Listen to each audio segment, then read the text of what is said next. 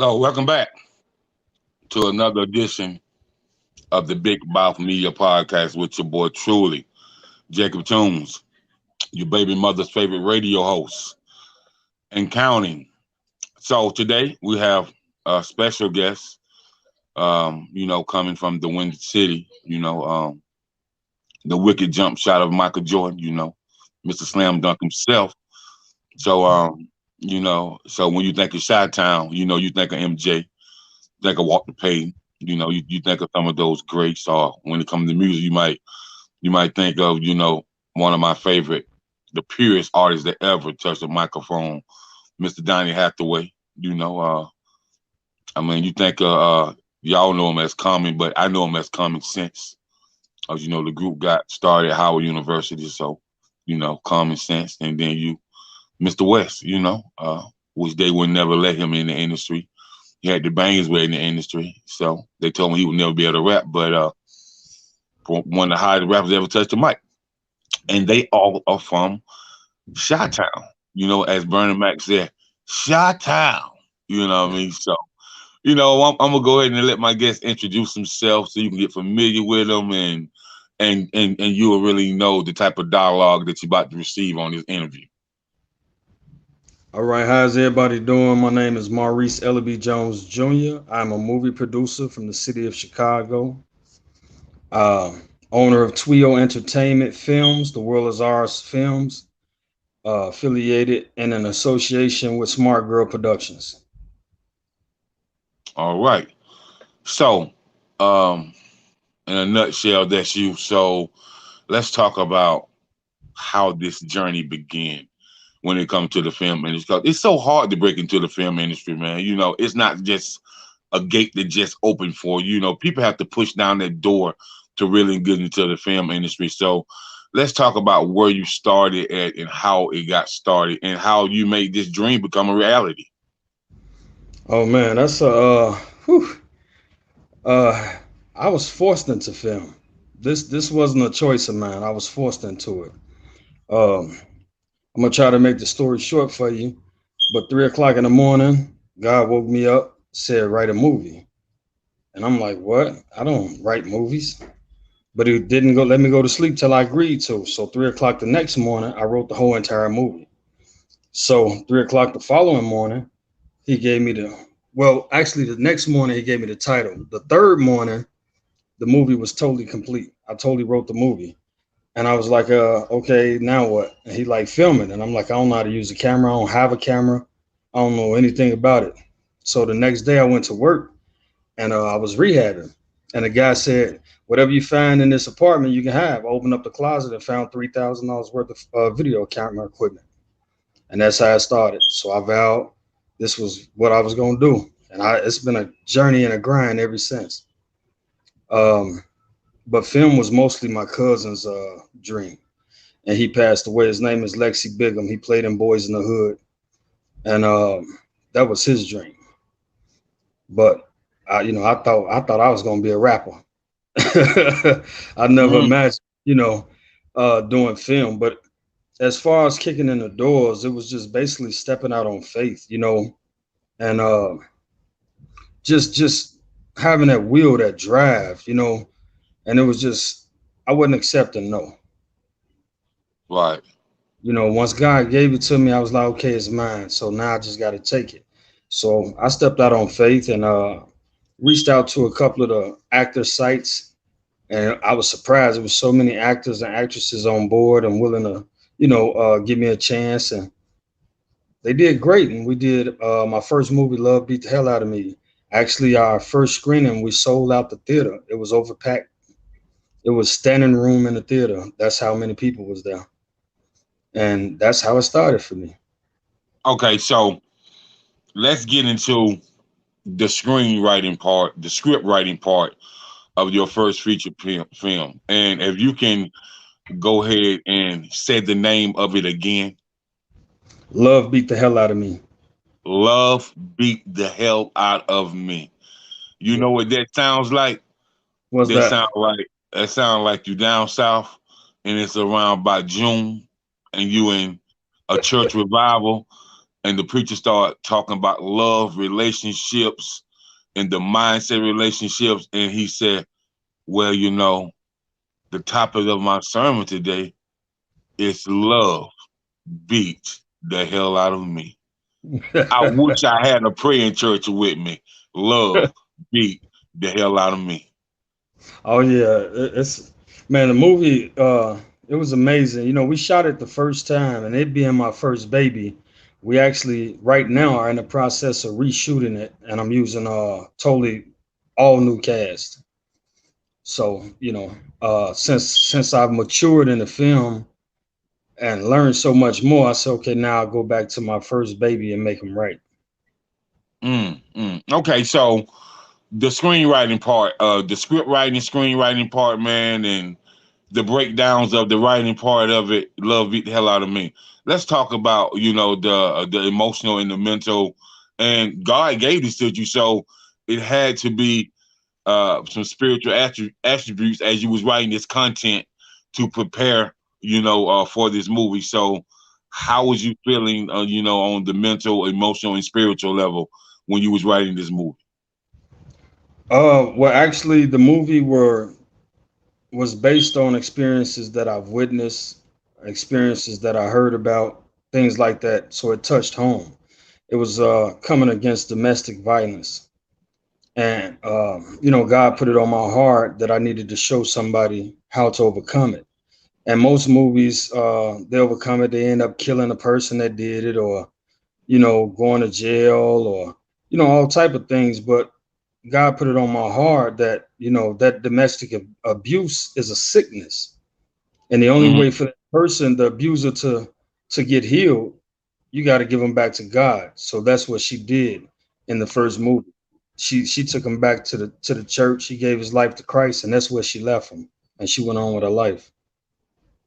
Oh wow, Yeah, it's deep. that's But that's I that's remember, I remember at the screening, two women screamed out, "Oh, I now know, I got it. I know how to get away." And that was like the best feeling I ever felt because I felt that somebody was touched by that movie.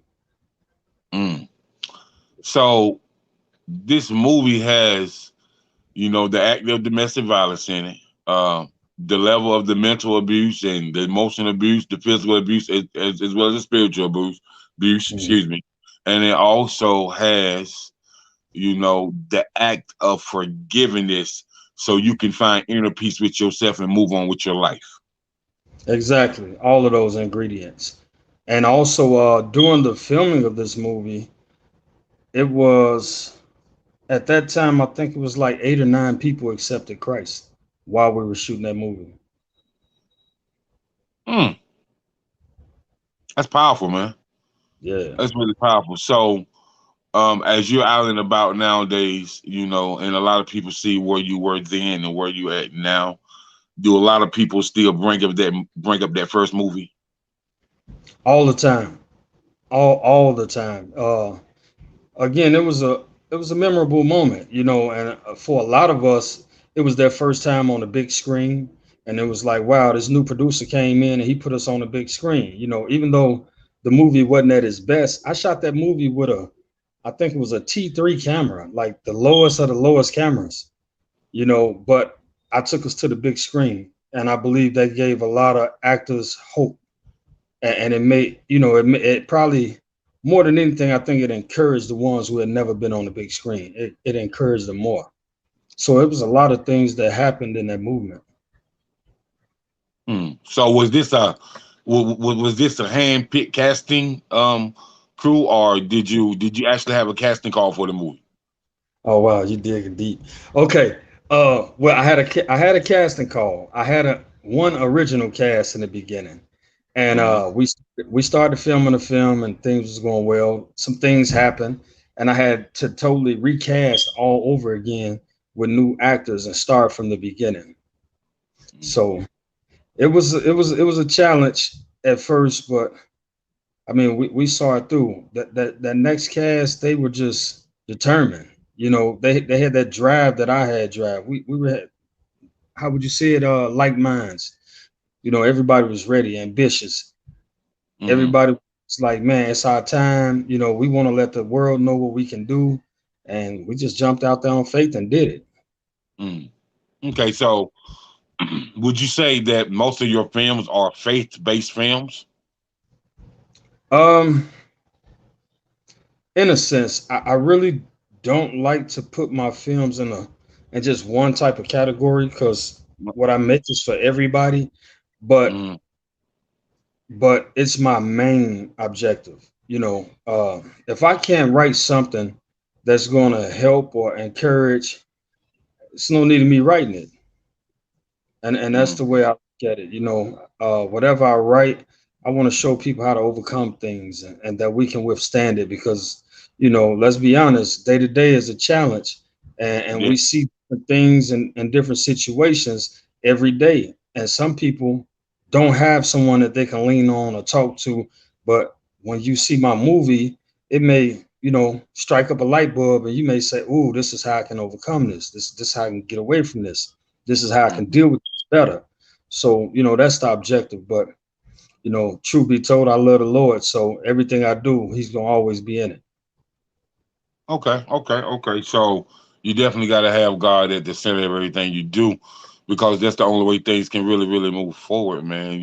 We can think that we can move something forward, but without no spiritual presence and without God being in it, it being of God, then how can you inspire God's people to really keep them inspired to push them to the next level if you don't know who God is. So that's Exactly. that's definitely a great thing, and I definitely salute you for that. And then the the young people really needs to hear stuff like this. The youth really needs to hear stuff like this, because no matter what we do, the youth is always going to be looking at us for sure. So okay, so went on to that. Script writing, screenwriting. God gave you that direction. So, what about you becoming an editor? And what is the process of when you are editing a movie? Like how do you become a great movie editor? Because a lot of people that's watching may not know, and I don't know. So it's education for me as well. And so I'm a media guy.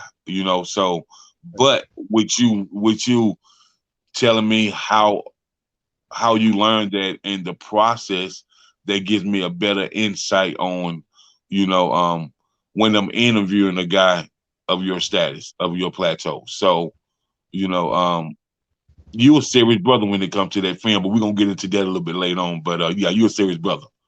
Yeah. Um, well, with the editing, what really got me into editing was I started learning how much it costs to pay somebody to edit. And I was like, I'm gonna pay somebody to do something I can learn to do myself. So I just Hmm. started practicing it. Then I started learning about continuity, things like you can't have a cup in your right hand, and then when I holler cut, and then we holler action, the cup is in your left hand. And, you know, um, I started learning storyboarding. I started learning um, how to deal with a script supervisor.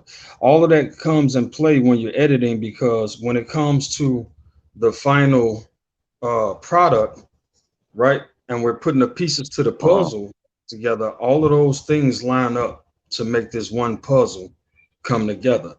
And it's tedious. It's a lot of hours. Like, oh my goodness, you got to have patience.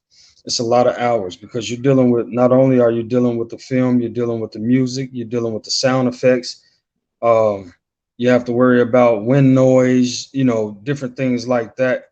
So editing it, I wouldn't say it's for everybody, but those who do edit, they really need to have patience, and you really have to pay attention to everything that's going on because once you try to put it together, one mistake and you may have to go back into reshoot. Okay, so you just broke down the level of editing, but you did make some key points. Um, Music supervisors, script supervisors, um, Hmm. You need dialogue dialogue readers. You can have a dialogue writer, but you got to have a dialogue reader too. because that proofreader that reads the dialogue of the movie, they make and see things from a different angle that you may not see when you was writing it. So Mhm. I want to talk about the sound effects, the script supervisors, the movie scores, and the music supervisors. For you when you first, got started, man. So how did you wrap your mind around all the people that you was gonna have to work with? Because it's a lot of people that you have to work with on film, not just the cast. It's a lot of people in the background too. So let's talk about some of those people in the background that you had to work with on those particular things that I just named. Well, when I first started, I didn't know I needed that many people. So I was the script supervisor, the producer, the writer, the editor, and it was driving me crazy. It was running me in the ground. I was no sleep, tired, and I think that's when I learned that I had to entrust into somebody. So it was more so of taking my time, watching different people, what they were doing, how they were moving, things like that, to see if I can trust them, to do what I would have done. And then I had learned that it takes a lot of training for me to teach them, from my perspective, so that they're able to carry out what I need. Even if I'm not on set, they know how. My team, they know how to go and get the job done without me even being there. They know exactly what I want, what I would take, what I won't take. And I love that chemistry. And on my team, I got people like Chandra Smart Spicer. She's my CFO of my company. Um, I got AJ Sand. He's over wardrobe slash camera. I got uh, uh, Eric Mays. He's actually my advisor. He's my boom mic operator, my sound guy. He's basically everything in between that I need. Then I Mm-hmm. have Love. She's my set design. I have Rasan Edwards. He's over wardrobe and everything else that I need. I have Lori Napier, who I just brung in, and more than likely she's going to be the script supervisor, the new script supervisor, because the one I had, she had to move away because of family emergencies. But um, man, I got a whole team. My goodness, I have Destiny Ashanti. She's a clothing designer. She's over wardrobe. We have MUA's Pearl Wright. She's the makeup artist. For sound, we got Solid Rock Castle, which is owned by James T. Bentley the third. And man, I got a team. I'll be naming people for a minute, but I got a team. Okay, so with that being said, you have a team, and as far as I have like I've been in the music business for a while. I just stepped down from management to just only music consultant. Excuse me. So with that being said, many of these artists talk about a lot about movie placements, music licensing, and stuff of that nature. And Hmm. so, what's the best way for artists to reach out to you as far as getting the music placement with you, and also artists just really working with you, as far as in the film business, as far as licensing their music through your movies and your TV series and stuff like that, man. So how does that work, and what type of contractual agreement is that with that particular artist? Good question. Well, first off, in order to do your music, get your music into one of my films, I will have you submit your music to either myself or Chandra Smart Spicer via Facebook as of right now, and uh, and that's Chandra Smart with two T's Spicer. Uh, and once we take a listen to it, if we like the music, I'll reach out to you. You will be given a contract. And as far as licensing, I wouldn't know what you make, right? The way I have it set up is whatever comes in that's supposed to be yours is yours, 100%. I don't get any money for your music being in my movie. I'm not asking So for it. So you have it set up whatever they make off their royalties with their music publishing. That's what they're getting. That's what they're getting. So if you got BMI, ASCAP, or whatever, whichever one you use, whatever your agreement is with them, that's what you get.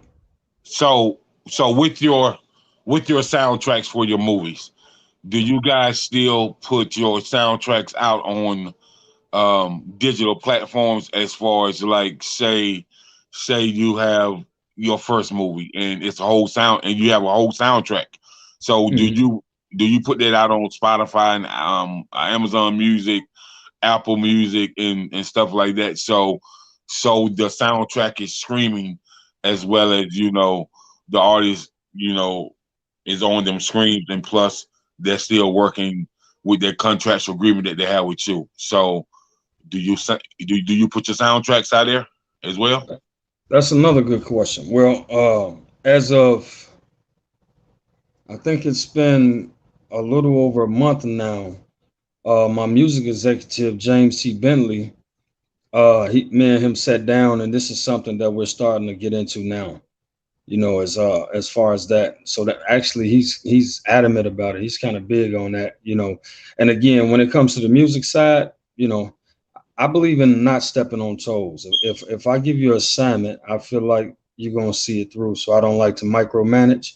So it's kind of like, hey, okay, that's what you say you're gonna do with this music, then I trust that's what you're gonna do.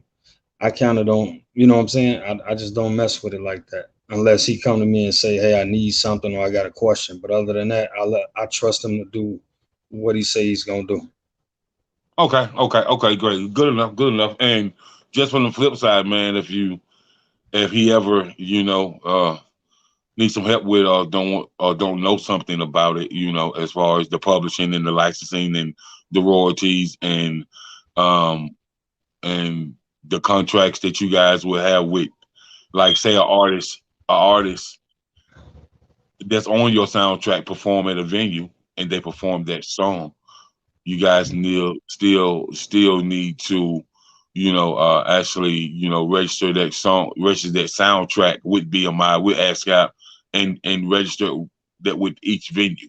You know what I mean? So cause you guys will receive a royalty check for that soundtrack and the artist will receive something too for his performance. So you Right. know what I mean? I, It's definitely big business. So you know what I mean? yeah, I'm definitely familiar with it because Twio Entertainment started off in 1988 as Twio Entertainment Records. So just Okay. 2019, it became Twio Entertainment Films. Oh, Yeah, so I'm like very familiar with all aspects.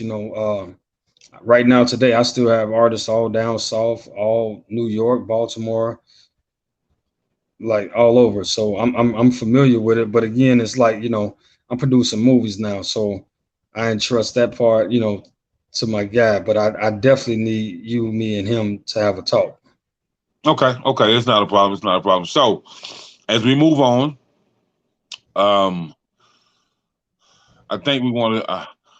I want to talk about you know, the level of acting and what is your expectations when you have an actor and an actress, sign up for one of your cast, and what is your expectation? What is your naked eye looking for as far as the body language of an actor, the art form of an actor and an actress, and how they appear to engage with the audience, while you guys on set, because you can tell how they would resonate with the artist while you have them on set. So what are your expectations as a filmmaker, a producer, a writer, cause people don't ask that. What is the writers and the film producer and the producer expectation? They just like, oh, I'm glad they got their part, but never did you think how they got their part. Did Hmm. did he or she like lower their expectations, or did they set the bar so high where people know if they didn't kill it, it was no way they're gonna get the part. So, what are your expectations when it comes to people being in your movie and you picking your cast? Well, when I first started, I had no expectation. I was excited. I was taking whoever was coming, and then I Mm-hmm. had to learn that you know, even being independent, even being new, we can't do that Mm-hmm. because Um, just because somebody say, "Hey, I'll be in your movie," doesn't necessarily mean they can act. And one thing I learned over the course of time was that we have the power to make those who's watching feel, react, or do whatever it is we want them to do. And if you just take people who just can't act at all, you're not going to get that effect. Um, so I started being a little more precautious about it. A lot of time, uh, I have my casting directors and everything, and I sit in and I watch, and I'm getting a lot stricter about that. So it's gonna start being a whole lot harder to work with me because I can't accept just anything anymore. But when you come, now I'm expecting you to have your headshots, your bios, your reels, your monologue. Um, and even if you don't have a bio, just bring something. A lot of actors just feel like, hey, I can just say I can act this, that, and the other. I don't care if you're using a school play. Put it on your bio. You come in, and then when it's time for casting, a lot of times we'll have you do a monologue, or we may give you something else to read, or we a lot of times I just put people on the spot. Okay, here's the case scenario. Two men rob a bank. You just happen to be in the store. What do you do? And I watch them, and I watch how they interact. A lot of times it shows me their emotions. Can you carry out these emotions? Um, Man, right now my actors are going through a training camp. Hmm. Like, I mean, physically, I mean, like monologue, I mean, like, yeah, they going to kung fu schools and everything. So, Mm. that's how serious I'm getting about it right now. Okay. Because we need to deliver when the stunts are done, you got to know how to fall. You need to know how to make it look realistic. You know, so it's like it takes training. And a lot of people not willing to endure that training. So yeah, that distinguish the determined ones away from the ones who really not serious. Okay. So you say that you nowadays you expecting is it I think I look at a lot of actors on is it IMDb? Hmm. Okay, so okay, I I just heard you say that you expect the headshots, two headshots, two body shots, I'm assuming, with a bio, with an actor or actress reel, with a monologue, all the above. So for the ones that okay, so you're in an inner city of Chi-Town, and so I know you have people who recognize who you are all the time. And so, is there a youth training session that you do during the summer for the youth to really get them understanding the film industry? And is there like a seminar that you do just for the youth? So to separate the youth from the adults. It's good you asked that. We have not done that yet. I'm always working with the youth, but I had put together something that we're actually working on now, and it's called "Put Down the Guns, Pick Up the Cameras, Let's Shoot." And this is what we're about to do for the youth right Hold up. now. I ain't mean to stop you, but it's funny you say that. I just interviewed a guy from Chi-Town by the Hmm. name of James Archibald Jr. Hmm. And he has an organization out there, um, Books Up, Guns Down. Mm. And so I think that it would be. I'm gonna plug you two together. Even though I'm not from Chi-Town, I'm gonna definitely make that connection. Oh, Since you have something similar, put the gun down and pick the camera up. So that's similar to what he's doing, and he definitely wants to you know, uh, get with people like yourself that's in the city that really is doing something for the community and really taking the community back to the true essence of education and arts. So I mm. think it would be good if I plug you guys together. Man, I definitely appreciate it. Definitely Yeah. appreciate it. Yes, sir. So, how is there somebody on your administrative staff that will help them put the portfolio and the professional pictures and help them write a professional bio along with a monologue, actors real and all the above to really prepare them for that film industry. Because if you're really not prepared for it, man, you really can't go to the next level. So if somebody come to you and say they want to get it, is it somebody in your team that you can plug them with to help them prepare for the film industry? Definitely. That's what myself and Chandra Smart Spicer does. She does the most part of it. But that's what Twio is about. It's about building bios, right? I need you to be something greater than just where we at now. I want to help you get to that next level. I want you to get beyond me. I want you to be successful. So we're big on trying to help people build up their bios. It's sort of like if I casted you to be a cop, well, the next time I cast you, you may be a lawyer, and the next time a fireman, next time a homeless guy, because I want people to see you from every aspect. That's called building your bio. There's not a role that you can't play, even though Hollywood may go to your IMDb and be like, "Well, I'm gonna check this guy out," and they're like, "Man, I want to tell him no, but he does everything." I mean, I train him behind the cameras, in front of the cameras, everything. And here at Twio, we don't really, I don't like using the word cast. We don't build a cast, we build a family. So that's onset or offset. You can get a flat tire and call me. You can be on somebody else's movie set, need props, and call me, and I'm gonna come drop I, them off. I like that. I like that. We be a family. So where where there's a family, there's prayer, there's conviction, there's hope, and most of all, there's a new legacy that people thought they never could build. You know what I Yeah, mean? yeah. So I like that.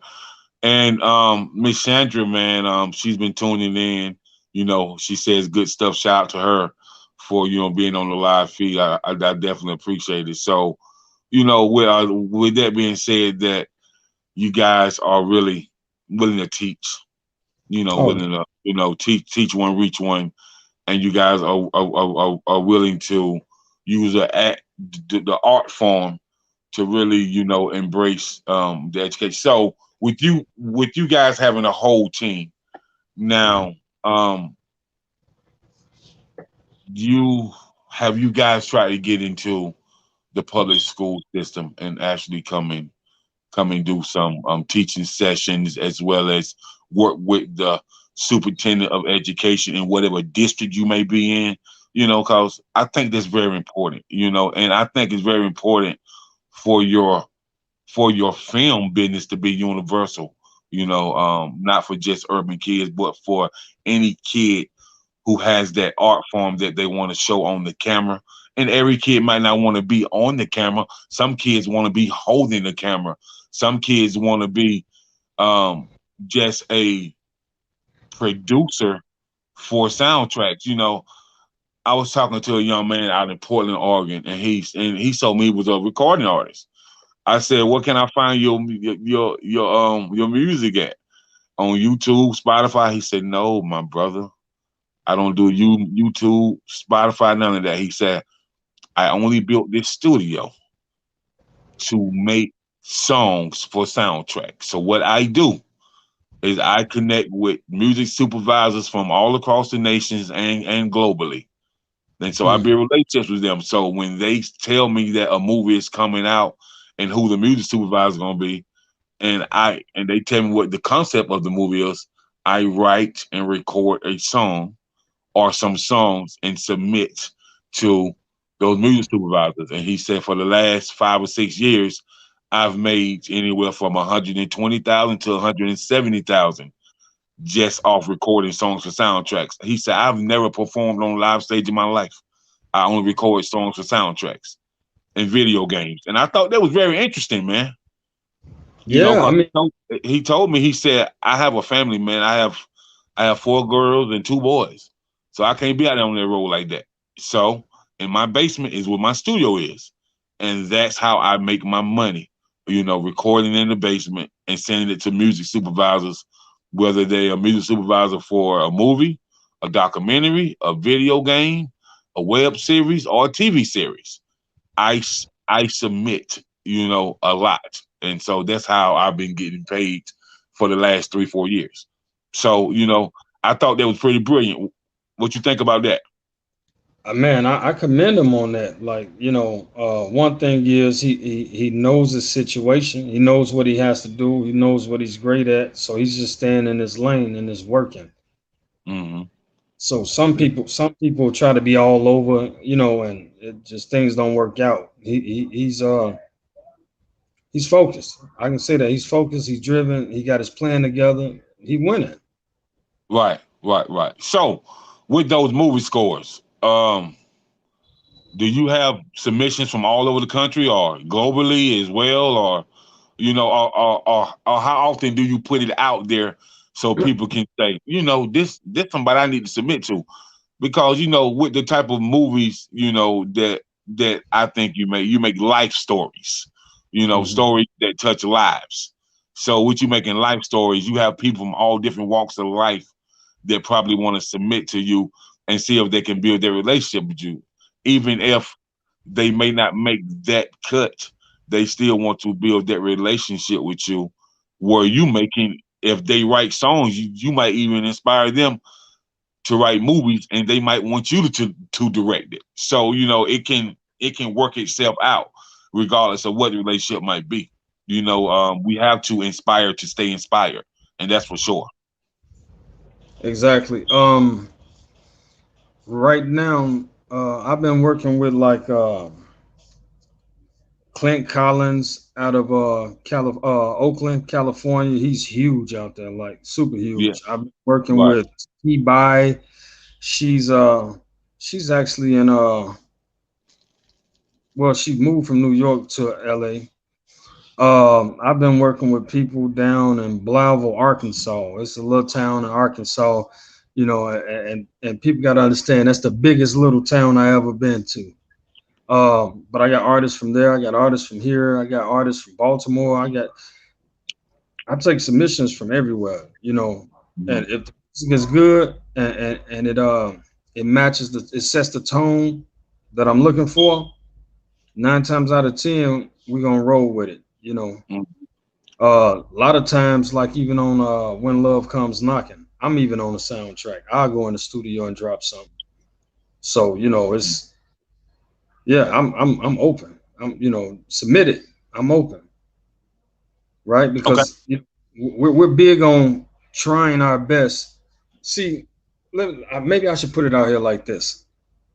I feel like my job is not to be in the spotlight, but to push everybody else, from the Hmm. music artists to actors and actresses, because eventually, when you see them shine, you instantly gonna want to look at where did they come from.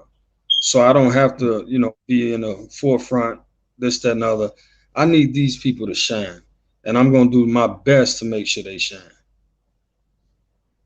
Okay. Okay. And so let's talk about the connection between you and Miss Chandra, cause she owns the live feed. She said we love submissions, and we definitely appreciate you loving submissions because you give artists a new opportunity, because that movie submission is a different type of that's the movie submission, different type of check for artists now. You know what I mean? That's that check that the grandkids might get. You know what I mean? So that's good. So let's talk about how you and Miss Chandra met. Since she is your right hand person, and she's that premier executive. So if they can't get in contact with you, they can contact her, and so that says a lot, about your relationship. So let's talk about how that relationship was formed, and how long y'all been rocking. Well, usually she tell this story because she tell it better. So she came to audition. I was me and another producer. The producer was actually I was letting him hold the audition for his movie at my place, and she came and auditioned, and I guess that didn't work out. And I was watching the audition. I'm like, man, okay. So then she turned around when I got ready to do my movie, and she auditioned. And the day I don't know if it was the day. See, she tell it better, but the day she auditioned, she just won me over, and I was like, you know what? And she was telling me all the different things she did. So I was like, man, okay, well. I'm finna bring you into the company. She was like, what? I was like, yeah. I said, you finna be my right hand. You're gonna handle this, you're gonna do this, you're gonna do this, you're gonna do this. And she just stepped to the plate like instantly. And she learned so quick. And I saw how passionate she was about it. And I was like, man. And then she was like, well, uh, I got my smart girl production. And I was like, well, why you sitting on it? We need to push that too.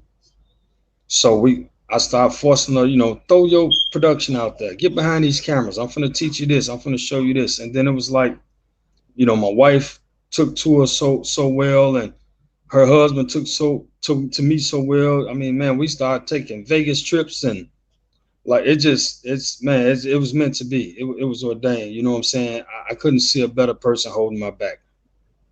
No, it's dope. That's dope. That's real dope, man. That's solid, man. And you want solid people with you, especially when you're doing business and the way you move into this film industry. So you want those solid people. Yeah. And so the next thing I want to get into, man, is the unity in the community through the arts of film production. Hmm. So, like we did talk about the youth briefly, just a minute ago. So, what are some programs that you want to bring to the inner city with the youth, man? And what do you see yourself doing with the youth, or is there a nonprofit you might want to start when it comes to teaching film production? When it comes to having different organizations to partner up with and stuff like that when it comes to our youth. Because one thing about nowadays, the youth have been exposed to so much through the media. So a lot of times when I see or hear my little cousins talking that's like 16, 17, man, I'm like, man, we ain't talk about that like stuff like that till we were grown. And Hmm. then how the media exposes everything, with the police brutality and the racism stuff. The youth don't want to be dealing with the racism stuff. They have they have black friends, they have white friends, they have Puerto Rican friends, they have friends from all different nationalities nowadays, man. So they just want to go by how somebody treat them. If you treat me good, I treat you good. We gonna rock. They don't want the wedge to be split between them because the parents are still walking around with emotions on their sleeves to what happened back in the day. But the youth really don't care about that, man. They just want to be kids, enjoy one another, and have peace in their circle. So that's why it's important for you to work with them in my eyes. So what do you think about that? Well, one thing for sure, Twio, we're so diverse, it's crazy. Um, I don't, I don't know what a race is besides the human race. You get what I'm My saying? my man. Yes, sir. So for kids to feel that way, I believe it's just awesome that they feel that way. I wish that some of the parents felt that way, but again, when I told you about love beat the hell out of me, and I said the abuser, that's a sickness. People, it's the same way with racism. It's a sickness. It's that's all it is. We can't forever hold grudges for things that happened in our past. If we keep doing that, how can we change our future? Right. Right. So, I really I don't know much about the racist thing. You know what I'm saying? Because I just don't accept that. I feel like Right. we all can be equal. I can do anything any other race can do. So it don't make them no better than me or no less than me, you know. Right. Um, but as far as with the programs and things like that, that's something we've been getting into. Chandra Smart Spicer is she's teaching the youth acting, also adults. Man, we getting a lot of things going right now. I've been looking into as far as nonprofits and everything because we actually want to start teaching film, uh, hopefully in our own school. All of these things are in the plans, but it's a process. It is. Uh, It is. It is. it's a process. It's not easy.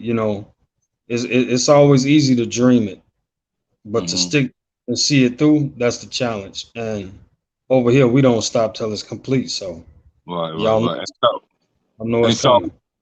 I definitely I definitely I'm thinking about, what you say, the human race, humanity, and that's just what it is, man. We all are a part of the human race, and that's all that matters.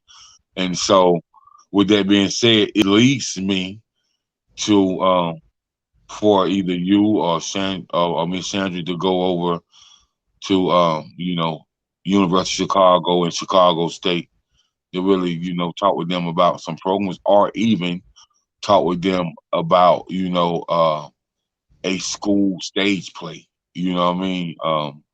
As far as how you involve the education in arts, from the visual standpoint of view, so they can really see, maybe it'll be a love story, but also emphasize education in arts.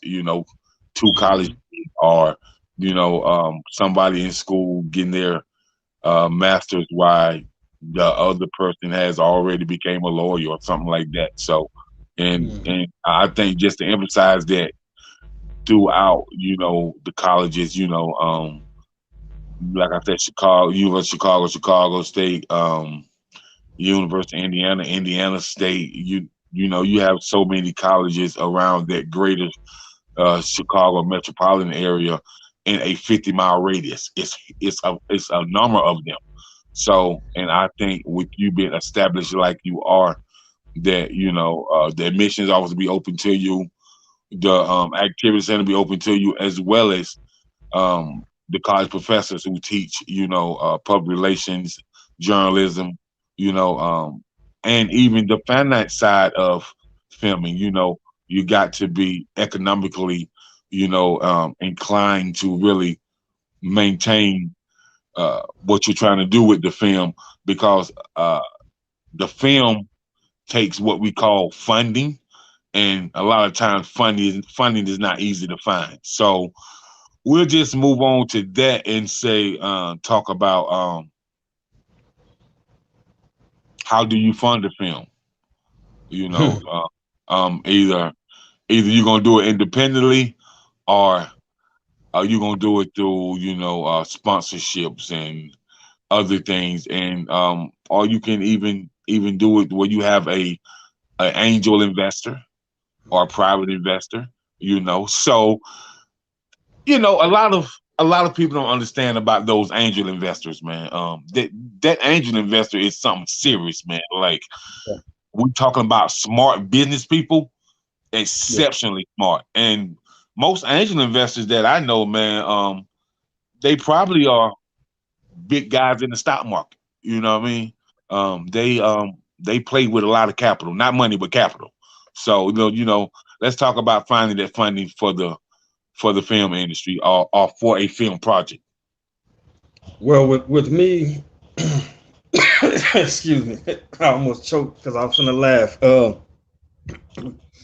With me, funding has been independently funded. Out of pocket. My team, they believe in me so much. We all fund them. Okay. Like you know, but as far as angel investors, when you said that, that's what got me laughing. Um, Angel investors are, yeah, some are in stock markets and things like that, but you find angel investors right next door to you sometime. And I Uh-huh. tell say this, I went to go visit my god brother, a good brother, and he's a pastor, Pastor P. It was on my heart to go see him. And I went to see him and I told him, I was like, yeah, I'm raising money, man. I'm finna shoot this film. He was like, oh yeah. He was like, that's what's up. You want a water? I'm like, yeah. So he went next door to his store, and then my phone went off, and I looked down, and he had sent me $1,000. So That's people who believe in you, yeah, yeah, Pastor Paris, yeah, and all right. main Paris. So you get people that want to see you succeed, man, and Mm-hmm. it's like even your vision. It just depends on, like, yeah, we do look for sponsorship, but I don't. The best way to set it is, like, we're not gonna wait on nobody. We're gonna keep pushing. Whether we get sponsors or not, we're gonna grind it out. You get what I'm saying? It's like we're Right. gonna grind it out. We're gonna do the best we can. Um, but a lot of times people see your drive that they believe in you. It be people who you didn't even know are watching you and just they'll just have that type of money and just be like, you know what? I love they drive. I love what they doing. I want to help. And next thing you know, you got a check, and it's like, wow, So yeah, I think if you continue to do great things, man, and your heart is in the right place, your mind is in the right place, you know, uh, you will get investors, you will get sponsors, you will get blessed. You know, you just got to see it through.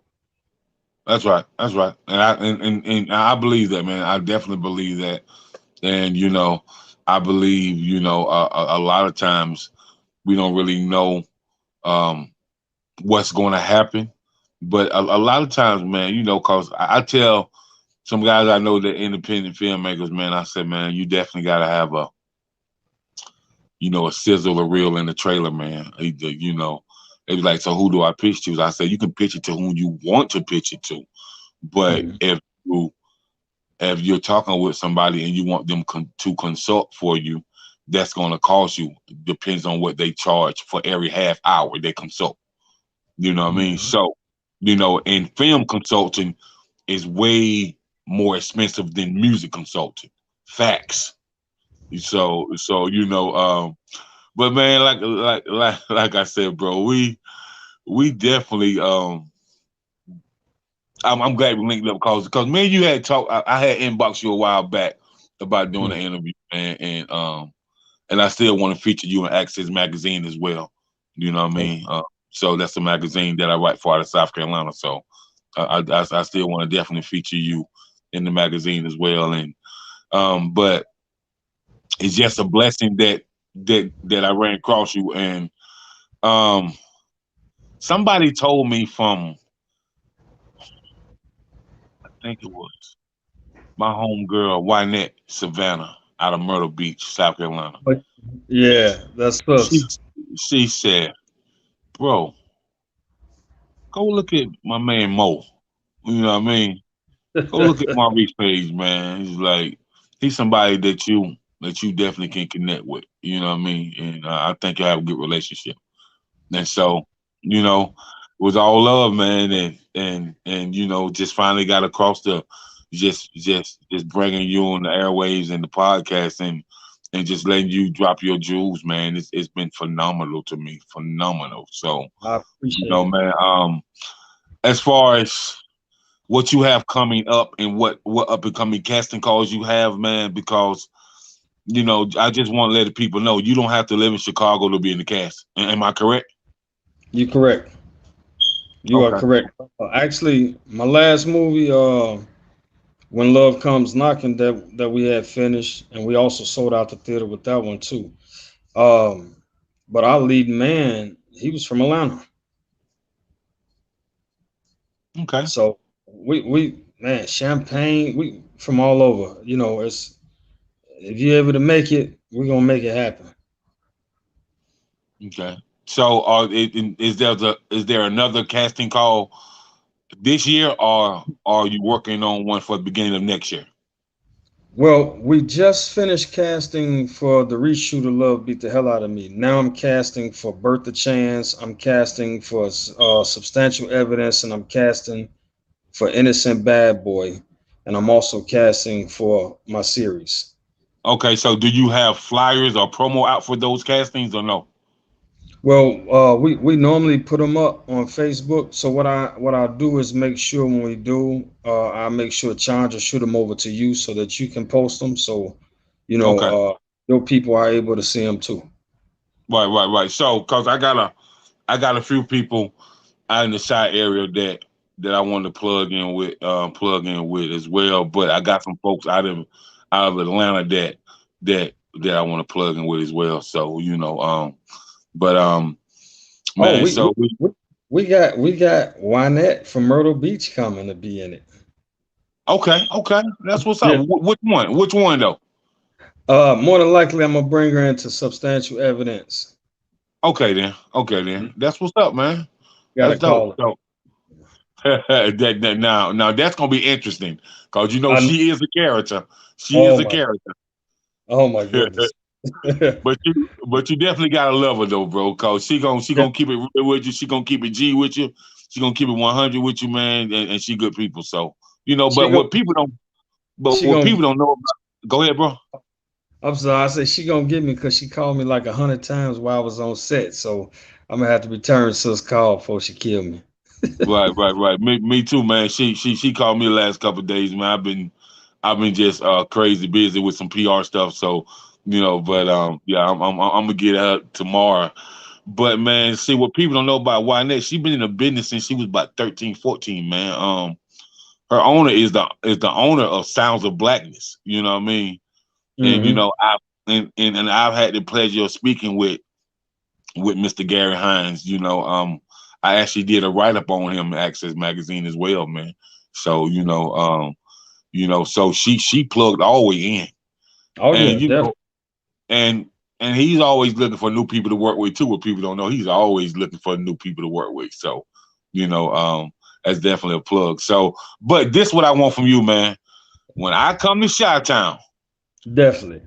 I'm gonna need you to plug me with none other than Pastor Charles Jenkins and the Fellowship Choir. Got you. Got a personal relationship. Got you. That's my boy. Got you. Listen, Take you right man. down to the church. His his song "War" Yeah, got me through a lot of stuff, bro. Yeah, bro. that's what. And the song with him and Leandra Johnson, Grace. Oh Yeah, bro. man, Woo. Listen to it. Listen to it every morning when I wake up. Every morning. That's a blessing. You know, Yeah, man. it was something I was finna tell you about. Oh, that's what I was finna say. So, a lot of people don't know this, but we really are being strong and adamant about doing things with the youth right now.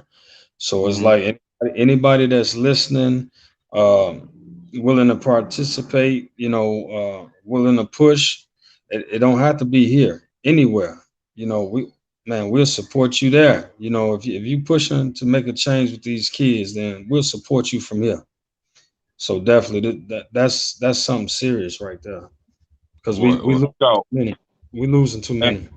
right. And so for you and Miss Chandra, I belong to the Unique Blessings nonprofit organization, and that's out of Charlotte, North Carolina.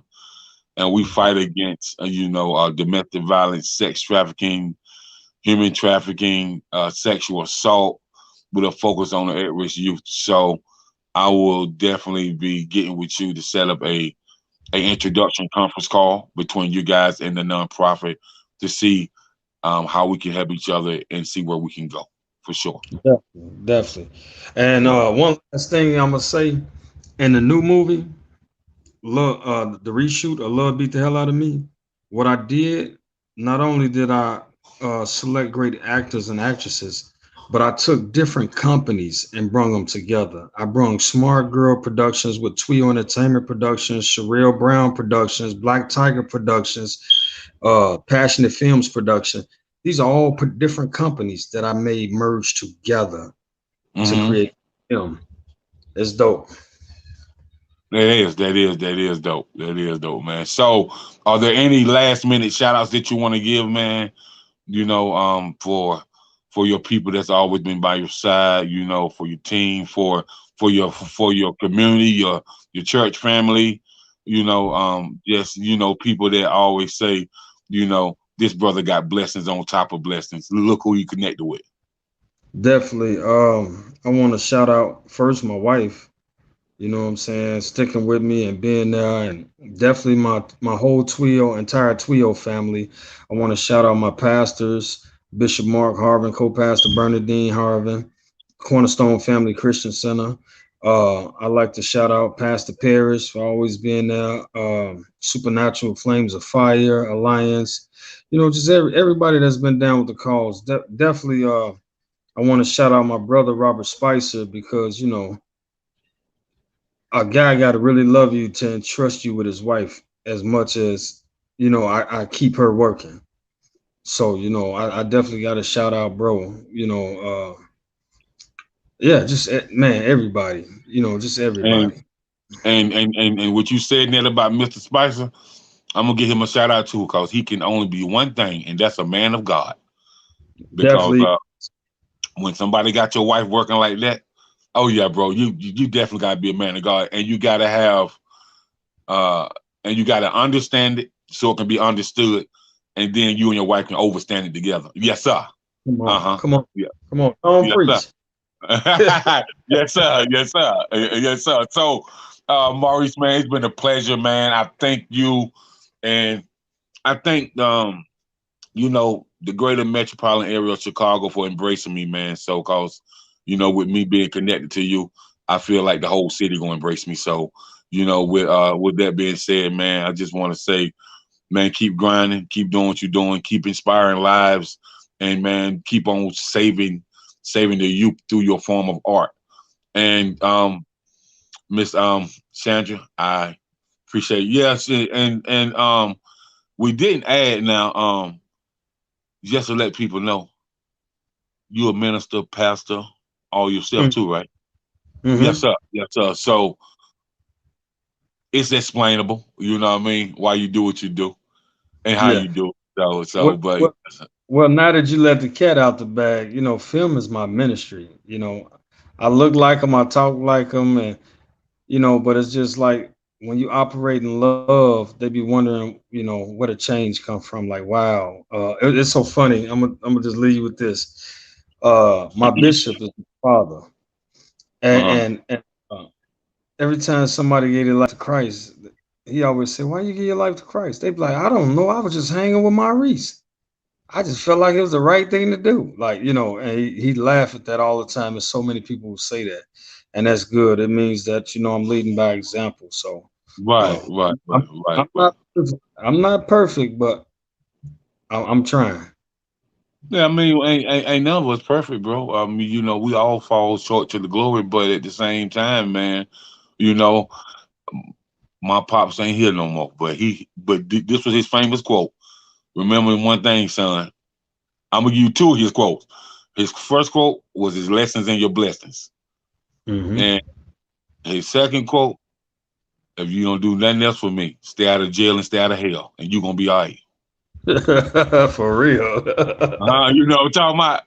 Stay out of Yeah, jail, stay out of hell. You know what I'm talking about? So yeah. man. So those are his two famous lines. So man, but I really appreciate you and your whole film community, your whole film family, your whole church family for tuning in, man. And I'll be shooting you an inbox with my number so we can chop it up, so I can set up a consultation between you and the PR, and we can just go from there. But everybody, thank y'all for tuning in. Y'all have a nice night, excuse me, and be blessed and stay encouraged.